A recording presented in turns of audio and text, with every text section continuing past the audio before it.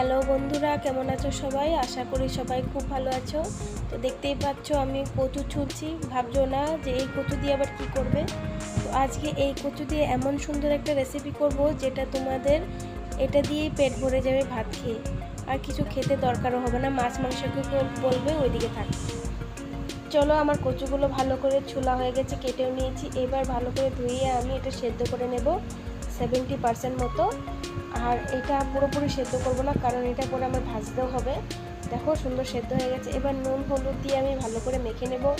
মেখে আমি সুন্দর লাল লাল করে ভেজে নেব। দেখো পড়েও গেল একটা। চলো, কড়াই গরম হয়ে গেছে, এবার সুন্দর করে আমি ভেজে নেব।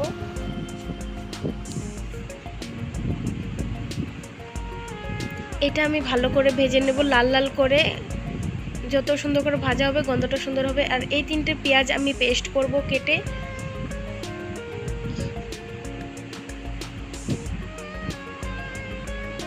দেখো খুব সুন্দর পেস্ট করে নিয়েছি। আর এদিকে ভাজাও হয়ে গেছে। এবার এটা আমি নামিয়ে নেওয়ার পালা। ভালো করে উল্টে নিয়েছি দেখো। আর এবার একটুখানি ভেজে আমি নামিয়ে নেব। এদিকে আমি পেঁয়াজটা চপ করে নেব ছোট ছোট করে। হয়ে গেছে এটা। ভালো করে তেলটা ছেড়ে আমি নামিয়ে নিচ্ছি। তোমরা চাইলে এভাবেও খেতে পারো, কারণ এইভাবেও টেস্টি হবে, কিন্তু আমি মশলা দিয়ে করব, ওটা আরও বেশি ভালো লাগবে। তো চলো, পেস্টটা আমি দিয়ে দিলাম। এবার দিয়ে দিলাম টমেটো কুচি, আর গ্রাইন্ডারটা ধুয়ে জল দিয়ে দিলাম নুন হলুদ আর লঙ্কার গুঁড়ো।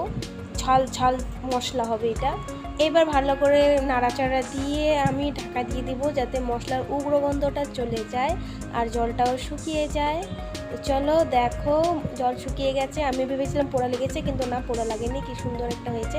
এবার এটা আরও অনেকক্ষণ কষাবো আমি, কষিয়ে কষিয়ে আর একটু ভাজা ভাজা করব, কারণ এটা চ্যাপচ্যাপে আছে এখনও। তো ভাজা ভাজা হয়ে যাওয়ার পর গরম মশলা পাউডার দিয়ে দিলাম।